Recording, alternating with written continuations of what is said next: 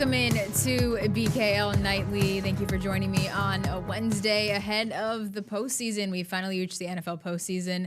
The Bills are getting ready for the Jags. My name is Rachel Liebert.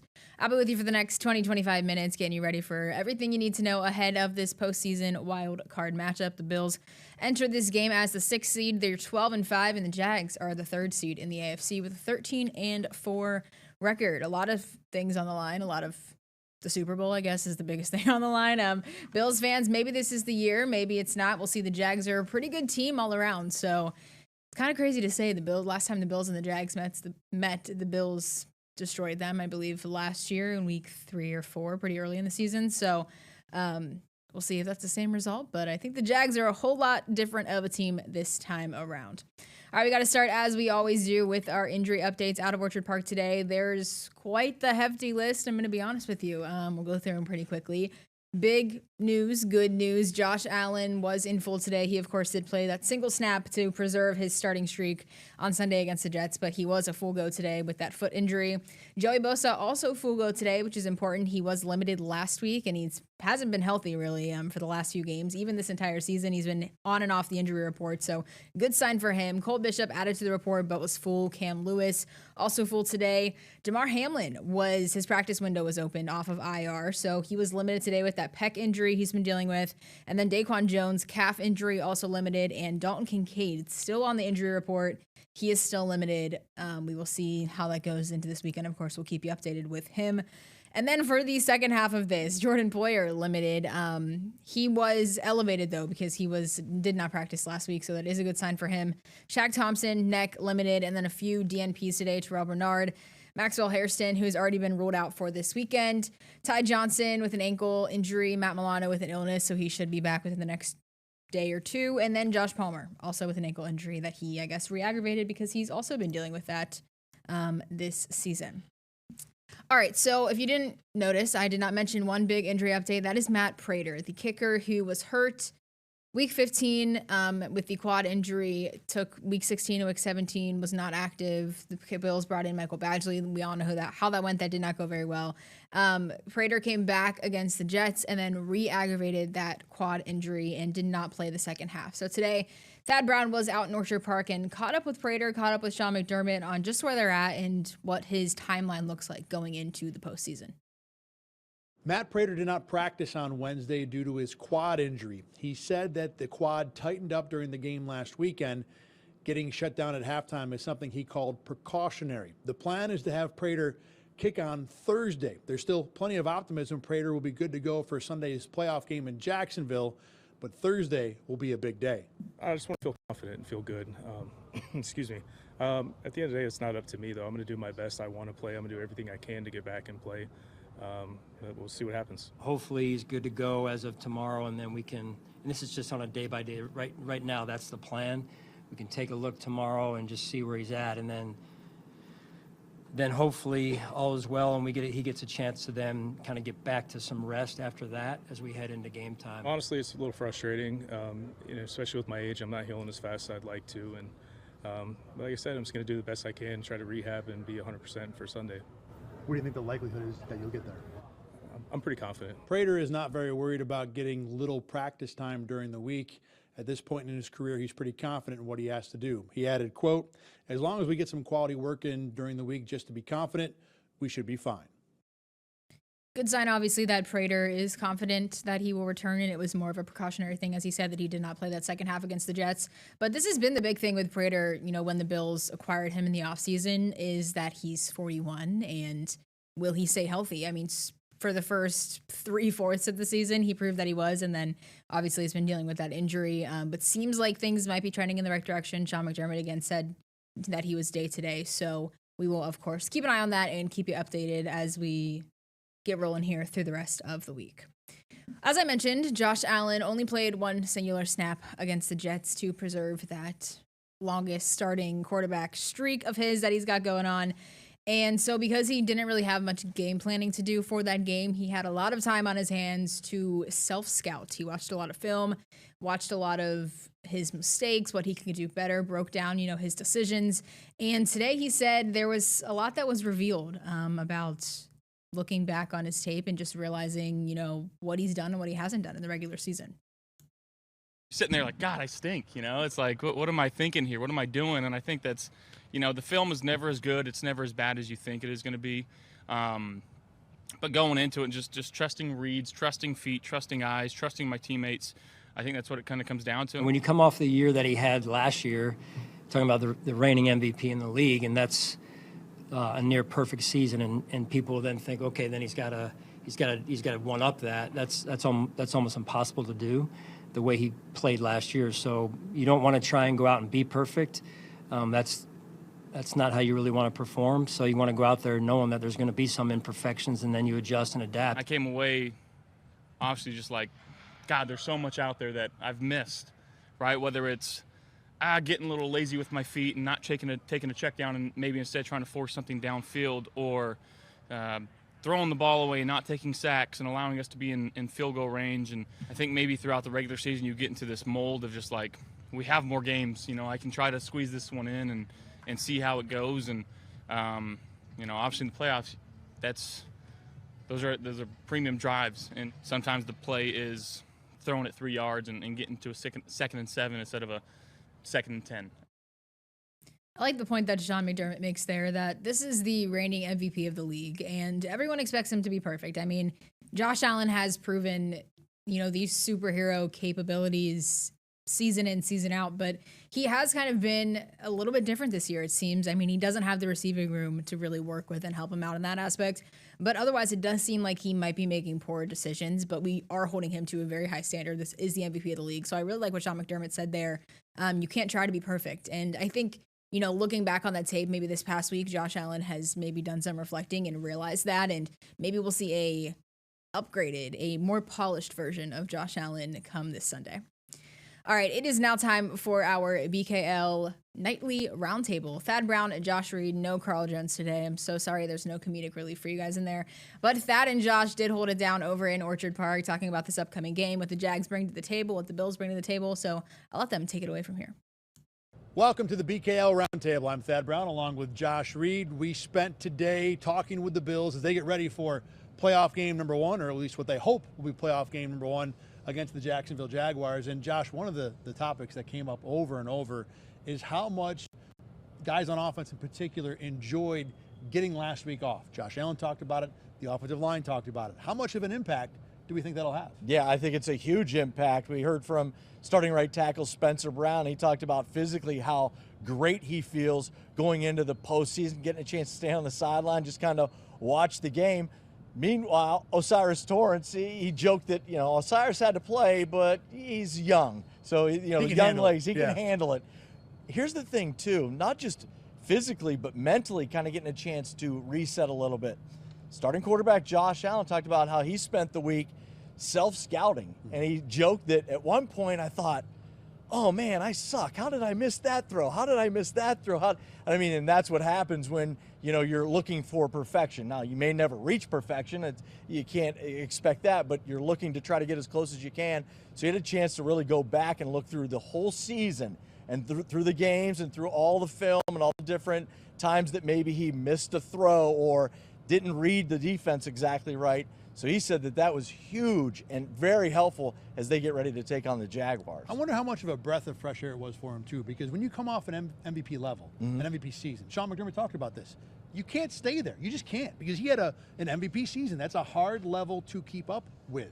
And when you're trying to do that over and over, and it hasn't been a good year, even I think by his standards, no matter what, to be able to exhale and say, okay, this is what went wrong here. This is what went wrong here. I feel like that's a guy that's going to be, like I said, refreshed going into the postseason. And you think about, now last year the Bills did basically the same thing. Josh Allen played 1 snap. A lot of the offensive linemen had the week off against New England. What happened following that? They put 41 on a really good Denver defense. I think that should bode pretty well for how this trip to Jacksonville will go. Speaking of the Jags, unique team, interesting team I didn't really buy into until they pummeled Denver a few weeks ago. What do we think the Bills might be more intimidated by or may have to worry about more? The run defense that's been number 1 in the NFL, or this Trevor Lawrence pass defense that suddenly seems to have been unlocked the last half of the season? Well, let me put a little twist on it. I think what we hear from Bills fans is they're very concerned about the Jags run defense, right? Because The Bills' bread and butter all season long has been James Cook and running the ball, and anytime things start to sputter, it's where's James Cook? We're going to turn around, we're going to hand it to him, we're going to get behind this offensive line and plow forward. Look, the Jags' defensive line is incredible at stopping the run. Here's the thing, though. The Bills played 6 games against teams that finished in the top 10 against the run, and they put up good numbers. There was only one time that they finished with under 100 yards rushing as a team. That was against the Buccaneers. Meanwhile, Josh Allen ran for 3 touchdowns in that game. So they have done a really good job of still finding a way to run against really good run defenses. I think part of that equation, too, is that something that I'm sure we're going to talk about a lot this week as we get closer and closer to the game. These two teams, when it comes to time of possession, the Buffalo Bills are number 1. The Jags are number 5. So both teams want to do everything that they can to stay on the field, and that just comes down to being able to run the ball. So I think it's going to be vitally important for the Bills to find a way to run the ball, not only because James Cook's your second best player on offense behind Josh Allen, but because what are the wideouts going to do, right? You got to find a way to run the ball. You just have to.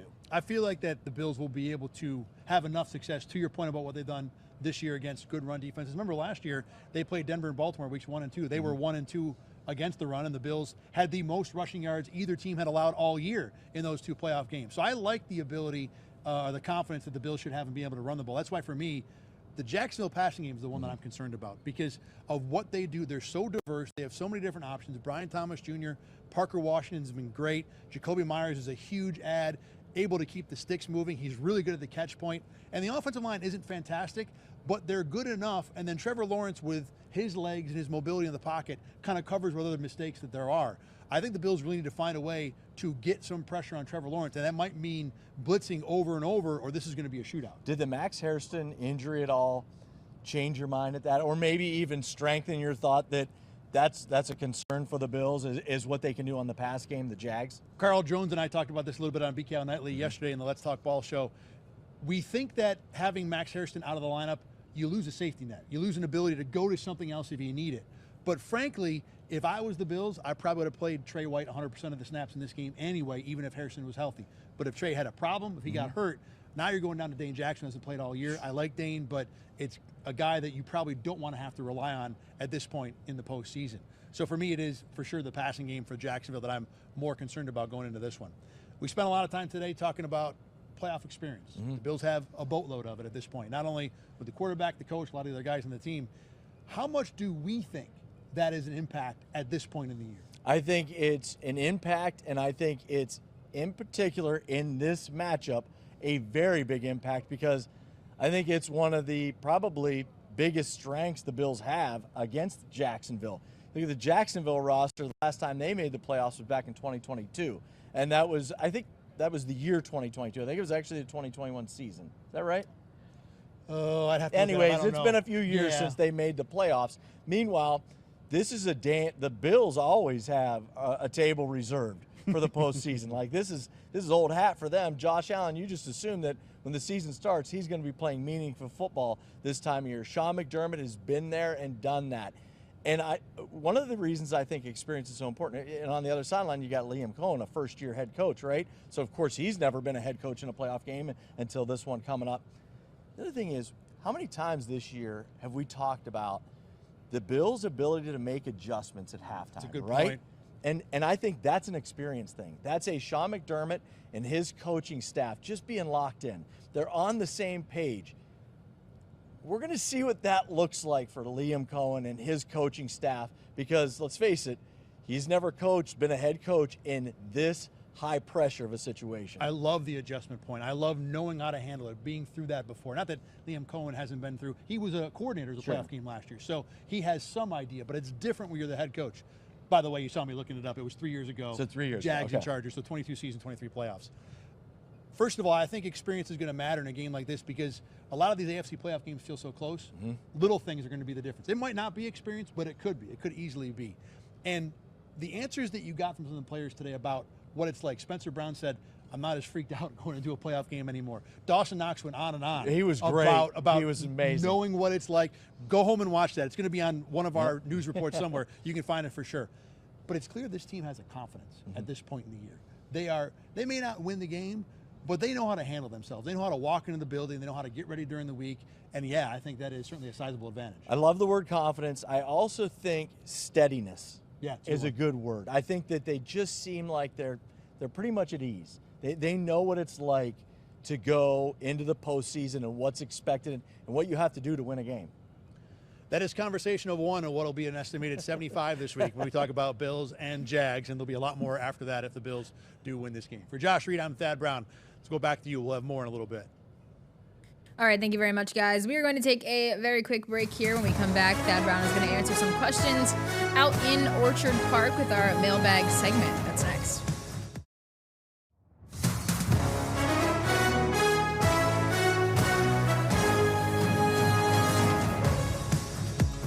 Welcome back to BKL Nightly. It is now time for our weekly mailbag segment. We've got Thad Brown out in Orchard Park, ready to answer some questions as we finally reach the postseason. The Bills are getting ready to go down to Jacksonville for their wild card matchup against the Jags.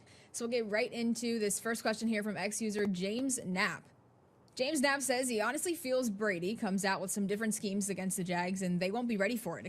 Expect Kincaid to also have a huge game, as the Jags' bigger weakness is what he believes against the tight end. Thad, what do you think? So I know I've talked to or heard from a lot of fans who have been wondering, this isn't totally related to this question, but have thought, well, maybe the Bills are holding things back and they're just saving it for the playoffs and they're going to really start trying and breaking out all the great schemes they have in the postseason. That's not how it works, because if you think about it, if the Bills had all their good schemes for that loss in Miami and the loss in Atlanta, they wouldn't even have to play this week.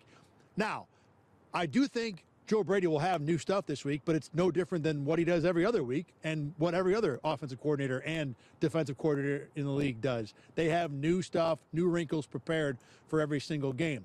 I do think the point here about Dalton Kincaid is a good one. The Jags are bottom quarter in the NFL when it comes to production given up to the tight end position. They're not a great pass defense just in general, so I do think healthy Dalton Kincaid could very well be a big-time weapon for the Bills. We're going to move right into our second question here from another ex-user, CHurl802. Their concern is the kickers, the Jags kickers. Seems the Bills can't allow the Jags past the 50. So the Jags kicker, Cam Little, nailed a 67-yarder last week and then nailed a 68-yarder earlier this season, the two longest field goals recorded in NFL history. So obviously a big threat, and this is what this ex-user says. Kickers seem to be a big threat for the Jags. So what are your thoughts, Thad, on just, maybe the Bills can't let the Jags get past the 50? Well, I'm not really worried about that in particular, but to that questioner's point, the 50-yard line is when the scoring range begins for the Jags, which is a ridiculous weapon. There's no doubt the kicker advantage is going to be on Jacksonville's side this week. We've talked about it a couple times already. As for the Bills, you don't need Matt Prater, assuming he's healthy, to be able to hit from 60-plus. If he can just make all the extra points, all the field goals he's supposed to, I think the Bills will be okay. Whether Prater goes or not is still a little bit of a question. We did talk to him today. We heard from him earlier in the show, and he seems pretty confident that he's going to be okay to go this week. But no matter who's out there for the Bills, the guy the Jags have is really, really good. One thing about Cam Little, though, his accuracy numbers are good, not great. He's around 10th to 12th when it comes to connecting on field goals and extra points. Now, with PATs, he's missed one this year in 51 tries, which is a ridiculous amount of point-after attempts. But the point I want to make is the leg is huge for Cam Little. The accuracy is not nearly as ridiculous. We've got one final question here from ex-user SueW777. The Bills have been so all over the map all season, so this user wonders which defense will show up and also wonders which Josh Allen will show up. Says there's too much hot and cold and the Bills haven't been able to count on anything, really. Thad, what are your thoughts on this user's concerns? It's funny that the questioner puts it that way about which team will show up, as if they are different teams. I really think this is who the Bills are. I think you're going to see a good, healthy dose of both. I think you're going to see this defense giving up yards and chunks. I think you're going to see the defense allow a number of drives to score on Jacksonville's side. Jacksonville's got a really good offense, so the Jaguars can just score points on their own. I think this is what the Bills are going to have to navigate around, one of the few things. And every team in this AFC playoff field is flawed to some degree. And one of the things about Buffalo has been the inconsistency. Josh Allen talked today about, and we heard from him earlier in the show too, about how he self-scouted, how he saw some mistakes. And coming out of that, I do feel confident that he will be a better decision maker, will take more of the easy throws, more of the things that maybe he should be checking down to earlier in the year. Does that overwhelmingly change the offense? I'm not sure. But I think the bottom line is the Bills are kind of this team that can't quite figure it out for 60 minutes, and they're just going to have to work their way around it because this is who they are, and that's not going to suddenly change just because we're in the postseason. Yeah, I feel like this is a question we've actually gotten a few times from a few different users of which Bills team will show up in any given weekend. And it's kind of, like you said, gotten to the point of the inconsistent Bills. That is their identity at this point. That is the only team that they are. So it'll be interesting to see if that is who shows up this weekend. Maybe we'll see a more consistent version of them. But I do agree with you. I think that they'll have to navigate both sides of that this weekend against the Jags.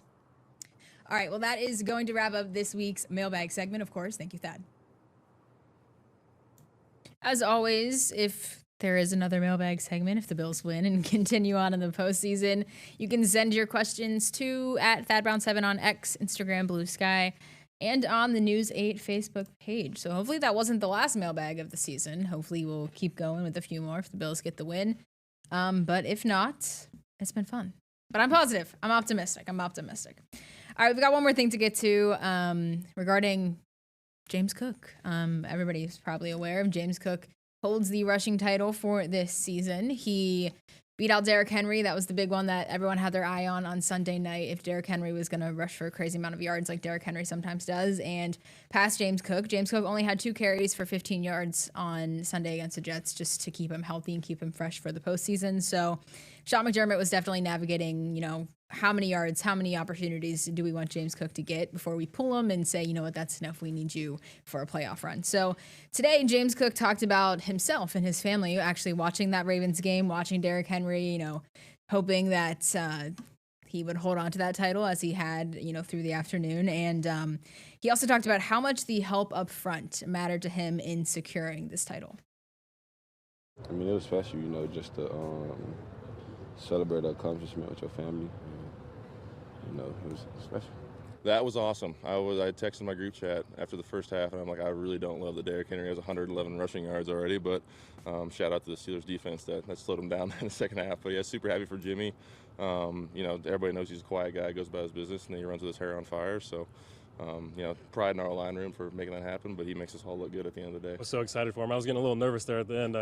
Henry was cutting it close, but I wanted him to have it so bad. I take a lot of pride in how many rushing yards he has, for sure. Just the dirty work that they put in each and every week. They stick through a lot of stuff just by being banged up and just keep going. James Cook, not a man of many words, I'll tell you that. But he backs up what he says, the little things he says on the field. So a great accomplishment for him. I'm glad that he was able to hold on to that because this was, the offseason of James Cook holding in, and, proving if he's worth this contract. That was the big storyline. Bills fans, NFL fans, should they give James Cook this money? Is James Cook worth this huge amount of money that he got? And he proved that he did. He went above and beyond, didn't just improve from last year, but was at the top of the league. So good for him. Good things, coming out of Orchard Park today from all of the guys and congratulating him. And it does show just how good this offensive front has been as well. And Reggie Gilliam, like he said, he's been a big part of this. He's kind of a sleeper. Not a lot of people are, maybe know his name or maybe see the big plays coming from him, but he is a big part of James Cook's success as well. All right, that is going to wrap up this week's BKL Nightly. Not this week's, today's BKL Nightly. We'll be back tomorrow. We'll be back on Thursday. We got more for you tomorrow.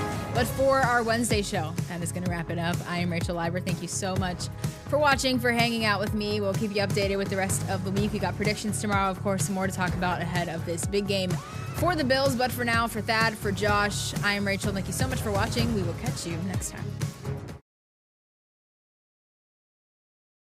Get the Rochester First streaming app today for everything you love from News 8 On Demand, plus exclusive shows you won't see anywhere else. Search ROC and download for free on Roku, Amazon Fire, and Apple TV.